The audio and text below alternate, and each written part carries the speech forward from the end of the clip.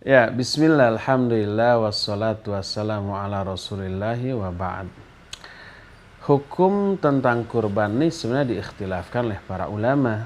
Ada yang mewajibkan, ada yang mensunnahkan.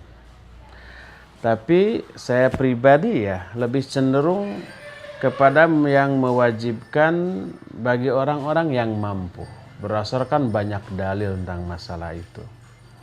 Dalil pertama dari Abu Hurairah radhiyallahu anhu bahwa Rasul sallallahu alaihi wasallam bersabda, "Man kana lahu sa'ah wa lam yudhahi fala yaqrabanna musallana." Siapa orang yang memiliki kemampuan untuk berkurban tapi dia tidak berkurban, maka jangan dekat-dekat tempat sholat kami. Hadis ini riwayat Imam Ahmad, Imam Ibnu Majah, Imam Ad-Daruqutni, Al-Hakim dengan sanad yang hasan.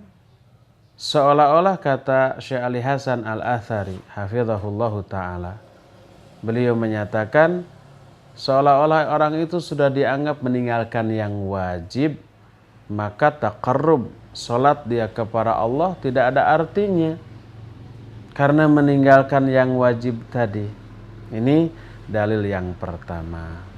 Dalil kedua diterima dari Jundub bin Abdullah radhiyallahu an.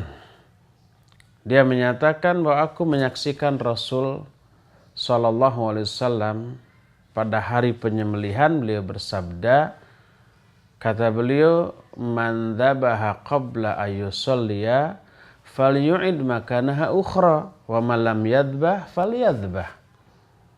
Kata beliau, siapa orang yang menyembelih sebelum sholat id, maka hendaklah diulang penyembelihannya. Dan siapa yang belum menyembelih, maka hendaklah dia menyembelih sekarang. Hadis ini sahih riwayat Imam Bukhari dan Imam Muslim.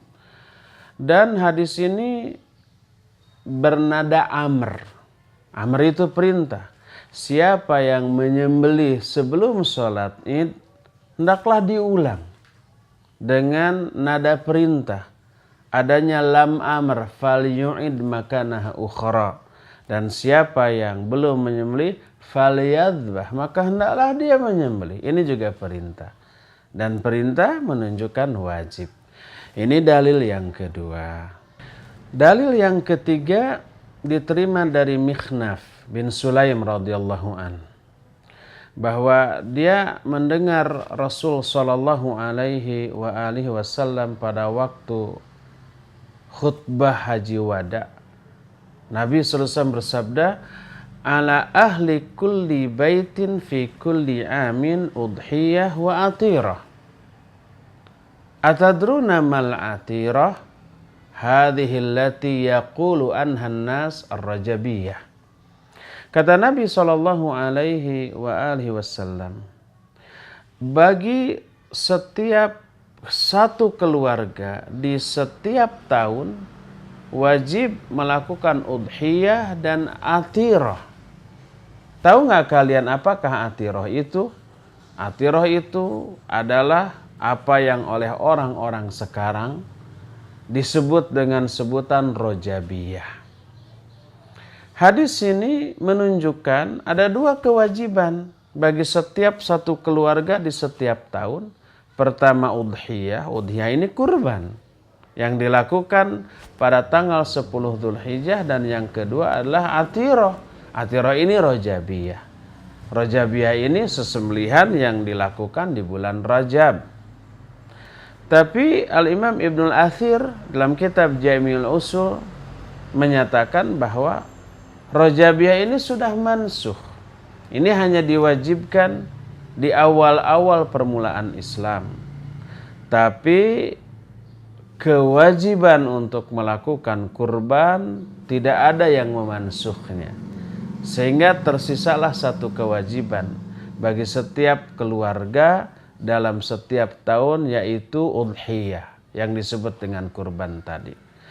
Nah, berdasarkan tiga dalil yang sudah saya kemukakan tadi dan dalil-dalil lainnya yang tidak sempat untuk kita jelaskan, menunjukkan bahwa berkurban wajib bagi yang mampu. Wallahu a'lam bissawab.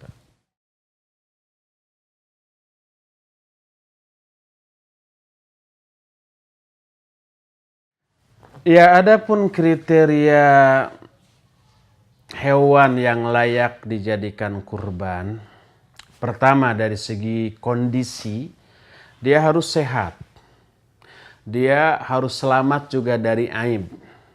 Tidak boleh yang sedang sakit, tidak boleh yang pincang, tidak boleh yang picek, tidak boleh juga yang tanduknya patah baik sebagian atau seluruhnya, tidak boleh juga yang salah satu di antara daun telinganya itu putus atau bahkan dua-duanya. Pokoknya dia sehat, dia normal, dan terbebas dari aib. Sehat, tapi ada aib, ada cacat juga tidak boleh, gitu ya. Itu dari segi kondisi. Dan disukai yang bertanduk besar. Adapun dari segi usia, pertama apabila dia kambing, berusahalah minimal yang usianya 1 tahun. Kalau dia sapi, minimal yang usianya 2 tahun. Dan apabila kambing atau kurban yang akan disembelih itu berupa unta, minimal 5 tahun. Dan ini diambil dalam salah satu hadis yang sahih, sebagaimana kesahihannya disebutkan dalam kitab Sahih Al-Jami, bahwa Rasul sallallahu alaihi wa alihi wasallam bersabda, innal jada' minad dha'n yuwafi mimma yuwafi minhu thani'u minal ma'iz. Bahwa al jada' minad dha'n, kata al-Imam Ibnu Hajar al-Asqalani rahimahullah dalam kitab Fathul Bari Syarah Sahih Bukhari, menyatakan al jada' artinya kambing usia tertentu. Minad dha'n maknanya kambing yang usianya minimal sudah 1 tahun. Ini menurut jumhur ulama. Walaupun ada sebagian yang menyatakan minimal 10 bulan, ada juga yang minimal 8 bulan. Tapi kita ambil yang paling selamat untuk kita, minimal 1 tahun. Kata Imam Ibnu Hajar, kalau dia unta, maka minimal usianya 5 tahun. Dan apabila dia sapi, minimal usianya 2 tahun. Kalau bisa jangan kurang dari itu. Adapun orang-orang yang berkurban dengan kemampuan yang sebenarnya ada, tetapi dia mengambil yang minim, anak kambing umpamanya cuma usianya 6 bulan, 7 bulan lalu disembelih, maka itu tidak mencukupi untuk dijadikan sebagai kurban kepada Allah Azza wa Jalla, padahal dia mampu lebih dari itu.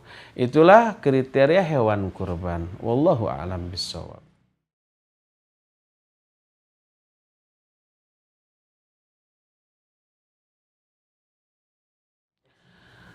Adapun waktu penyembelihan hewan kurban yang disyariatkan, pertama tentu saja seusai sholat Idul Adha.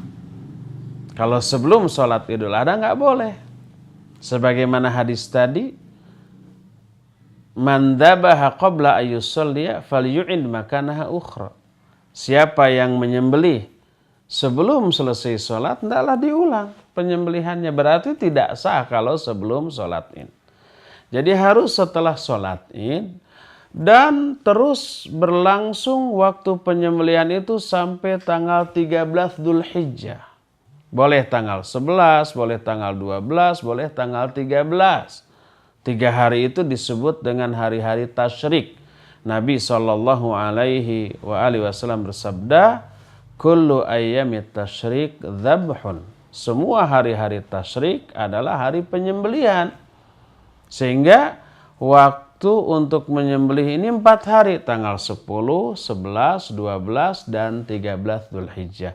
Adapun setelah masuk tanggal 14 Dzulhijjah, yaitu pas maghrib tanggal 13, sudah habis waktu penyembelihan ya. Wallahu a'lam.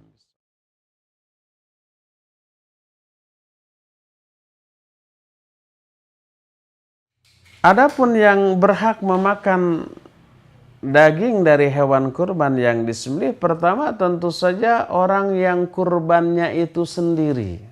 Dia yang paling berhak. Karena apa? Karena itu milik dia. Dia boleh makan sebagian dan sebagian sisanya yang lain boleh dia sodakohkan kepada orang lain. Karena ini sifatnya sodakoh, boleh diberikan kepada siapa saja yang dia mau. Tidak hanya kepada orang fakir dan orang miskin. Orang kaya juga diperbolehkan karena sifatnya sodakoh, bukan zakat. Tapi tentu saja lebih diutamakan orang-orang yang tidak mampu. Orang fakir, orang miskin, yang mungkin sehari-harinya hanya makan dengan tempe, tahu, kangkung, bayam yang sejenisnya dan tidak mampu membeli daging. Nah itu mereka lebih utama. Adapun yang kaya dia bisa beli daging sendiri. Tapi dibolehkan yang kaya memakan gitu ya. Karena ini sifatnya sedekah. Bahkan karena ini sifatnya sedekah, orang kafir pun tidak terlarang untuk menerima bagian dari hewan kurban ini. Karena dia bukan zakat. Adapun zakat maka khusus kepada kalangan kaum muslimin. Kecuali zakat mal dibolehkan kepada orang kafir yang hatinya sedang dibujuk untuk masuk Islam, yang disebut dengan Al-Quran dengan sebutan mu'allaf, itu dibolehkan. Adapun umpamanya kalau orang kafirnya kafir harbi yang memerangi kaum muslimin, maka tidak boleh kita salurkan zakat ataupun sedekah kepada mereka. Nah, adapun kafirnya yang dibujuk, dibolehkan untuk menerima sedekah termasuk menerima hewan kurban ini. Wallahu a'lam.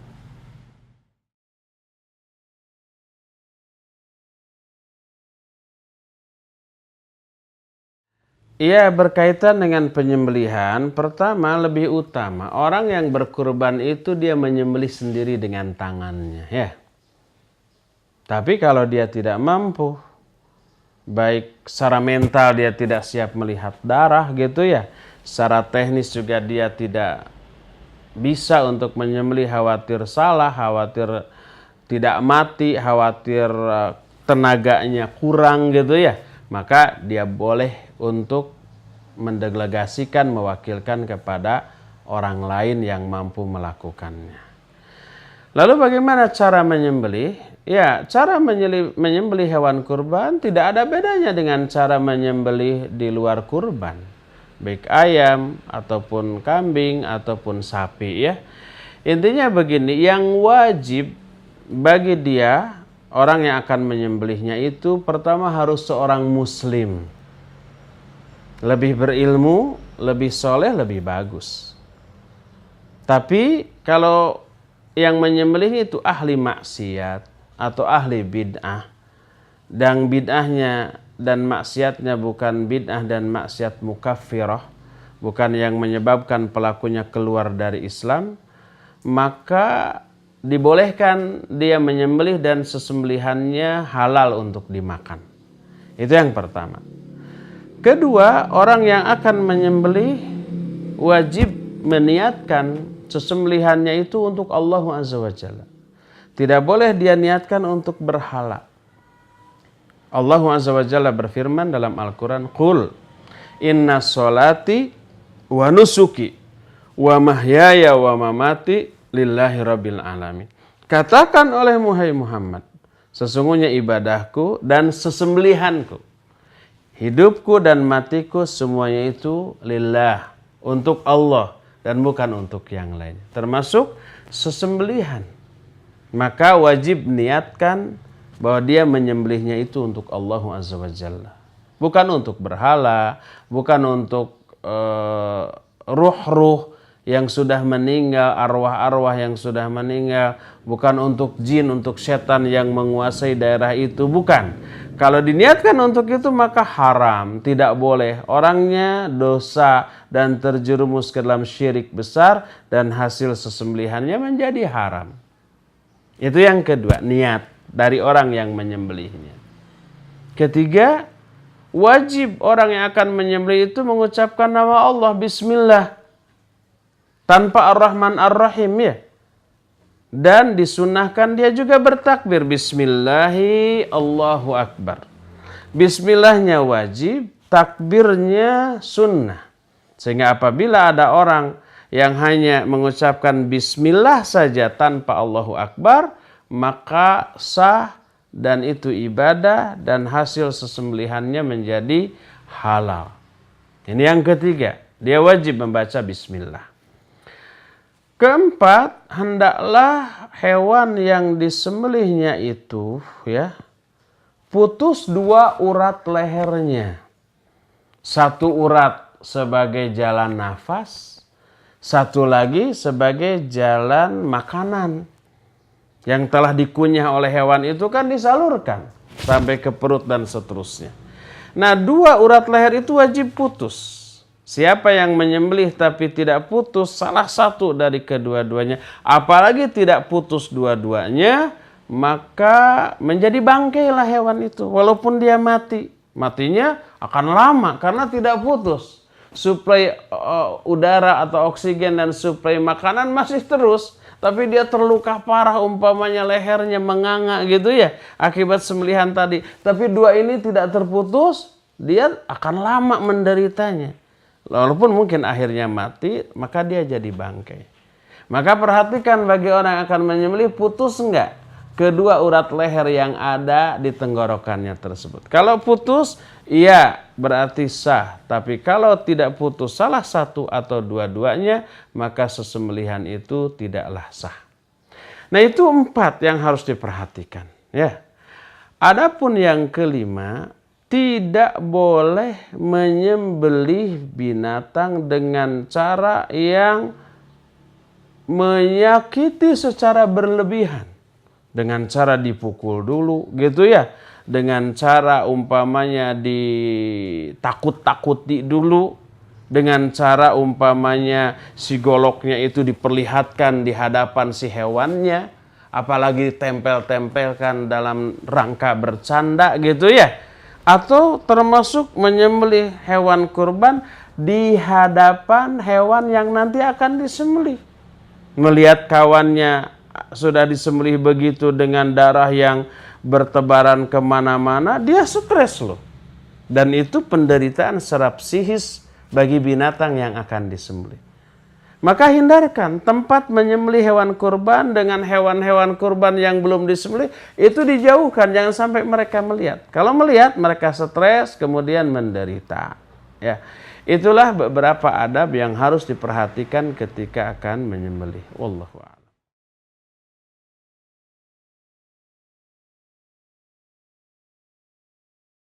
Iya, ada beberapa adab yang harus diperhatikan oleh orang yang akan berkurban. Begitu seseorang akan berkurban, maka sejak mulai 1 Dzulhijjah, kalau kurbannya kan 10 Dzulhijjah ya, hari Idul kurbannya. Sejak mulai 1 Dzulhijjah, orang yang akan kurban. Ingat, orang yang akan kurban. Adapun orang yang akan menyembelih tapi dia tidak berkurban, nggak berlaku.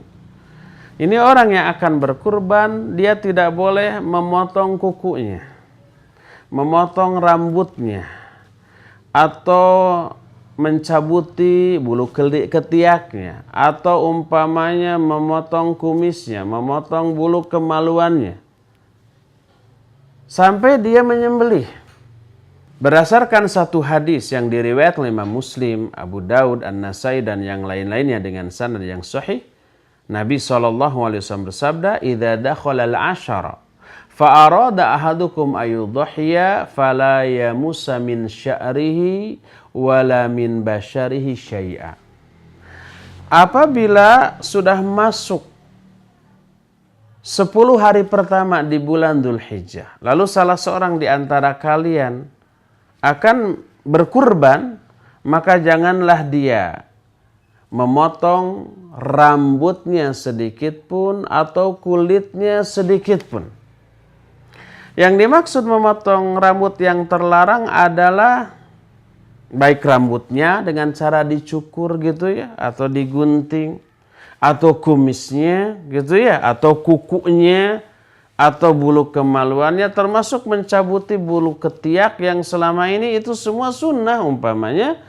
Tapi ketika masuk ke 10 hari pertama di bulan Dzulhijjah, lalu orang itu akan berkurban, maka dia tidak boleh melakukan semuanya itu sampai hewan kurbannya disembelih.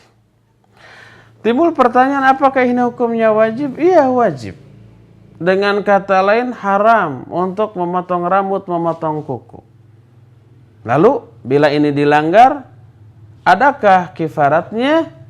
Maka para ulama menyatakan, faman fa'ala dzalik istaghfarallah fala syai'a alaihi. Siapa orang yang melanggar larangan-larangan ini, dia harus beristighfar kepada Allah dan tidak ada dam, tidak ada denda, tidak ada diat apa-apa. Cukup sekedar beristighfar kepada Allah Subhanahu wa taala semata-mata.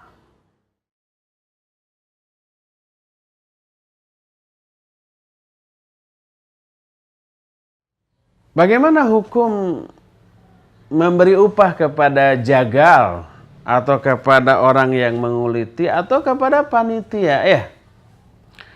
Ya, memberi upah kepada mereka boleh, tapi tidak boleh diambil dari hewan kurban. Baik itu kepalanya, umpamanya biasanya keumuman kaum muslimin ya, orang yang menyembelih dapat kepala, orang yang menguliti dapat kulitnya, panitia yang lainnya masing-masing dapat jatah 1 bungkus di samping jatah bukan sebagai panitia, sebagai mustahik. Jadi 2 dapat, yang lain 1. Maka itu tidak boleh. Karena apa? Karena sebuah riwayat dari Ali bin Abi Thalib radhiyallahu an dalam hadis sahih riwayat Imam Muslim, Abu Daud dan yang lain-lainnya menyatakan, amaroni Rasul sallallahu alaihi wa alihi wasallam an aquma ala budni wa an atasaddaqa min luhumiha wa juludiha wa alla nu'tiyal jazira syai'an minha. Qal wa nahnu nu'tihi min indina. Kata Ali bin Abi Thalib radhiyallahu an, Rasul SAW memerintahkan aku untuk menyelenggarakan menyembelih hewan kurbannya dan menyuruh aku untuk mensodakohkan dagingnya dan kulitnya, dan menyuruh aku agar aku tidak memberikan upah kepada orang yang menyembelihnya sedikit pun dari hewan kurban itu. Kata Ali bin Abi Thalib, nahnu nu'tihi min indina. Kami memberi upah kepada yang menyembelih itu dari saku kami, dari uang kami. Hadis riwayat Imam Muslim yang sahih ini menunjukkan boleh memberi upah, baik kepada yang menyembelih, kepada yang menguliti, kepada yang nyincangnya, kepada panitia, asal tidak diambil dari hewan kurban itu. Apalagi ada sebagian panitia yang memisahkan 2 ekor hewan kurban disembelih untuk konsumsi para panitia khusus. Selain panitia nggak boleh ikut makan. Itu sama dengan upah yang diambil dari kurban. Maka itu tidak boleh. Jadi kesimpulannya, boleh memberi upah kepada orang-orang yang terlibat di dalam pengurusan kurban, tapi upah tersebut tidak diambil dari hewan kurban. Adapun nanti bagaimana kepalanya, bagaimana kulitnya, bagaimana kakinya, silakan itu berikan. Baik umpamanya dipecah-pecah lalu dibagi sebagaimana daging yang lainnya, atau kalau secara teknis itu menyulitkan, silakan berikan kepada orang yang lebih layak untuk menerimanya. Tapi tidak sebagai upah, tidak sebagai buruh panitia. Berikan kepada orang yang fakir, yang miskin. Nih kamu kepala untuk kamu, nih kamu kulit untuk kamu, gitu. Nih kamu kaki untuk kamu. Itu dibolehkan. Sama dengan daging-daging yang lainnya. Kalau di kalangan panitia ada yang fakir, ada yang miskin, boleh diberikan kepada panitia yang fakir, tapi bukan sebagai upah dari kepanitiaannya, dari hasil kerjanya, bukan. Tapi karena statusnya sebagai orang yang tidak mampu, maka boleh kita berikan kepada mereka. Kalau itu sudah diberikan kepada mereka, lalu oleh mereka dimakan, atau diberikan lagi, atau dijual, atau umpamanya kulitnya mau dibikin kantong, dibikin dompet, terserah dia, itu sudah menjadi hak dia. Tapi tidak boleh dijual oleh panitia, lalu uangnya dibagi-bagi. Karena itu bukan hak panitia, itu hak mustahik yang memang layak menerimanya.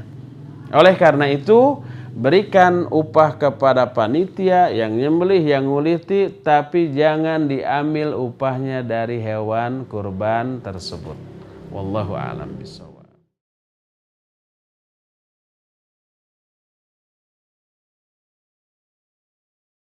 Boleh nggak membagikan atau memberikan dagingnya ini di luar hari-hari tasyrik? Iya, Rasul alaihi salatu wassalam dalam hadis sahih riwayat Imam Bukhari dan Imam Muslim menyatakan, kulu waddakhiru watasaddaqu. Makanlah oleh kalian, simpanlah oleh kalian sebagian, dan sodakohkan sebagian. Jadi daging kurban dari orang yang berkurban ini dibagi 3 dengan persentase yang tidak harus tertentu, enggak, tergantung kebutuhan. Sebagian dimakan, ya, sebagian boleh disimpan untuk esok atau lusa, dan sebagian disodakohkan. Nah, yang dimaksud disimpan itu tidak ada batasan waktu. Kalau umpamanya orang tersebut ya sudah memiliki bagian daging, atau dia bahkan yang berkurban, dia ambil sebagian yang dia mau, selebihnya dia sodakohkan. Nah, dimakan hari itu tidak habis, disimpan sebagian sampai umpamanya hari kedua, ketiga, sampai seminggu juga nggak masalah karena sudah menjadi milik dia. Terus hari keempat, kelima, wah ini saya sudah bosan dengan daging kambing ini, lalu diberikan ke tetangganya, diberikan ke saudaranya, itu silakan saja, boleh-boleh saja, nggak masalah. Asal apa? Asal itu sudah menjadi haknya, asal itu sudah menjadi miliknya. Adapun kalau daging kurban tersebut ya oleh panitia disimpan dulu, tidak langsung dibagikan. Nanti setelah seminggu kemudian dia bagikan, padahal orang-orang yang fakir, orang-orang yang miskin sangat berharap memperoleh bagian itu dengan segera, maka tidak boleh. Karena apa? Karena menahan daging itu dari orang yang berhak menerimanya. Tapi umpamanya kalau semuanya sudah tercukupi, ini daging banyak, kalau dibiarkan busuk, kalau dibagikan juga mereka juga sudah kekenyangan umpamanya, sudah nggak bisa nampung di rumahnya umpamanya. Lalu kalau dibiarkan busuk, boleh oleh panitia diawetkan, lalu untuk apa? Menjaga agar tidak busuk, agar pembagiannya bisa esok lusanya lagi, maka tidak apa-apa biidznillah, insyaallah. Wallahu a'lam.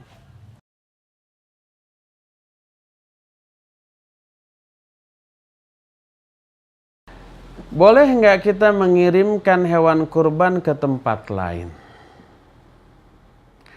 Hukum asal hendaklah berkurban itu di daerah sendiri, di desa sendiri.